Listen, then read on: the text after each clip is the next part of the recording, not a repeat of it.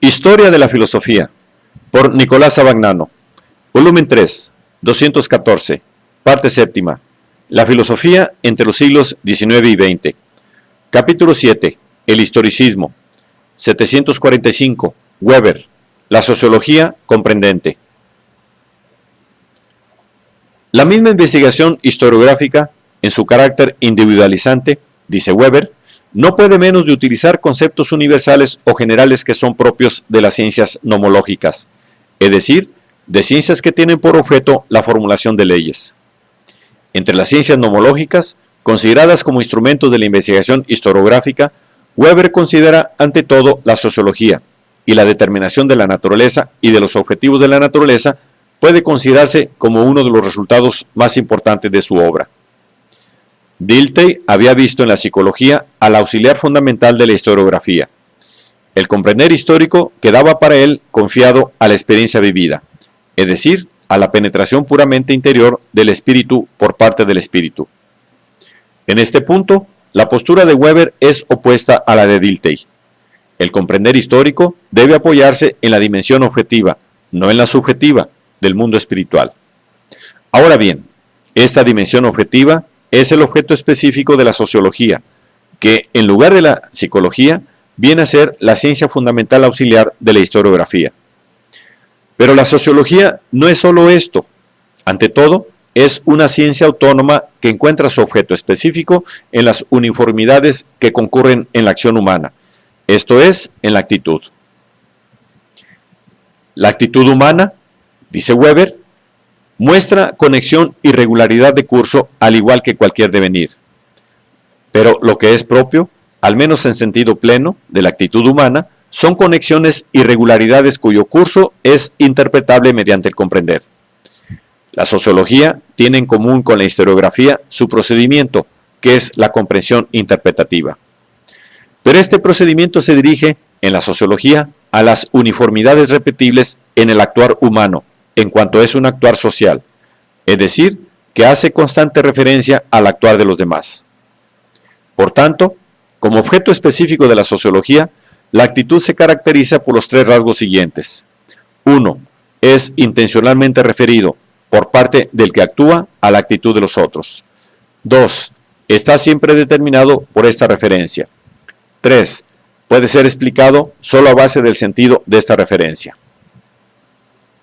Refiriéndose a la distinción establecida por Tönnies, Comunidad y Sociedad, 1887, entre la comunidad en que las relaciones humanas están intrínseca y orgánicamente integradas y la sociedad en que las relaciones son externas o impersonales, Weber distingue el actuar en comunidad, que hace referencia a la actitud de otros hombres según un sentido que está en la intención de quien actúa, y el actuar en sociedad, que hace referencia según un sentido que es propio de una ordenación ya establecida.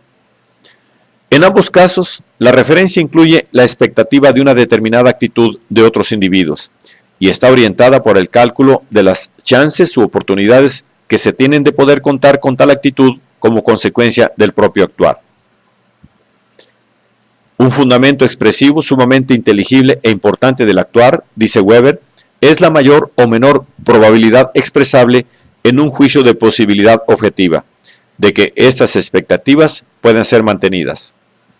En otros términos, se puede comprender y explicar una actitud solo sobre la base de la posibilidad objetiva de que la expectativa de quien la adopta encuentre eco o respuesta en la actitud de los demás. Por ejemplo, se puede comprender la actitud del tabur solo sobre la base de la posibilidad objetiva de que los demás participantes en el juego observen, conforme a la expectativa del tabur, las reglas propias del juego. De este modo, la misma noción de posibilidad objetiva que Weber había adoptado como fundamento del comprender historiográfico viene a asumir una función dominante incluso en la sociología comprendente. Una actitud que se funde en el cálculo objetivo de las posibilidades ofrecidas por las actitudes ajenas es, según Weber, una actitud racional, es decir, correspondiente a su objeto. En efecto, esta actitud está orientada exclusivamente con vistas a los medios considerados subjetivamente adecuados para fines concebidos subjetivamente de manera precisa. En el primer capítulo de Economía y Sociedad, en el que Weber expone sistemáticamente los conceptos fundamentales de su sociología, se distinguen 4 tipos de actuar social. 1. La actitud racional respecto al objeto, que se determina por expectativas de la actitud de objetos del mundo externo y de otros hombres. Expectativas que valen como condiciones o medios de los objetos queridos. 2.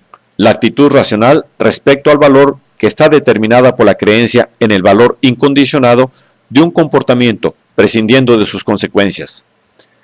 3. La actitud afectiva, que está determinada por emociones. 4. Y la actitud tradicional, determinada por una costumbre adquirida. Estas actitudes, observa Weber, constituyen, no obstante, tipos conceptualmente puros, que se hallan más o menos mezclados en la realidad social, pero son indispensables para interpretarla. Además, desde el punto de vista de la racionalidad con respecto al objeto, la racionalidad respecto al valor se encuentra en otro plano. Y esto porque la racionalidad tiene tanto menos cuenta de las consecuencias del actuar, cuanto más asume como incondicionado el valor en sí, la pura intención, la belleza, el bien absoluto, la absoluta conformidad con el deber. Por otra parte, la misma absoluta racionalidad con respecto al objeto es solamente un caso límite, un significado ideal.